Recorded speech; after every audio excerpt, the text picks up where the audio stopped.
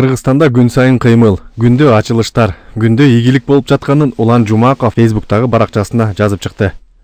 Мурун өлкөдө мектеп ачылса, бул чоң окуя катары кабыл алынып, мамлекеттик маалымат каражаттары кабарда жок дегенде бир жума кайталап турчу. Бул кабарды көргөн эл таң калып, ой кандай гана окуя деп талкууга алышчу. Мамлекеттин ийгиликтерин чагылдырган видео тасмаларда президент эл менен сүйлөштү, жалындуу сөз сүйлөдү, башка президент менен жолугушту деген сыяктуу учурлар көп кездешип, бул жетишкендик катары бааланган. Эми карагыла, жыл сайын жүздөгөн мектептер бүткөрүлүүдө, жаңы айылдар, жолдор, спорт жана маданият объекттери, ГЭСтер, темир жолдор, заводдор жана фабрикалар, ипотекалык үйлөр курулууда. Эбегейси зор көлөмдөгү жаңы техникалар, учактар сатып алынып жатат. Мындай маалыматтар эл үчүн кадимкидей эле көрүнүш болуп калды. Булар эми адаттагыдай эле кабар катары кабыл алынып жатат. Бийликтин ишинин динамикасы, анын ийгиликтери элдин кабыл алуу деңгээлин жогорулатты. Президент күн сайын социалдык жана өндүрүштүк объектилерди ачып жатат. Бул процесске министрлер кабинетинин төрагасы, анын орун басарлары, губернаторлор жана акимдер активдүү катышууда. Кыргызстанда күн сайын кыймыл, күндө ачылыштар, күндө ийгилик. Садыр Жапаровдун командасынын иштерин тизмектеп баштаганда чарчап таң каласың. Алар кантип баарына жетип жатышат. Бул өлкөнүн тынымсыз өнүгүп жана жаңыланып жатканын көрсөтүп турат. Бирок бул динамикасынын артында өкмөттүн жигердүү иши гана эмес, элдин жана эл аралык өнөктөштөрдүн ишенимин актоо зарылчылыгы турат. Бийликке ишеним, үмүт күчөп турган шартта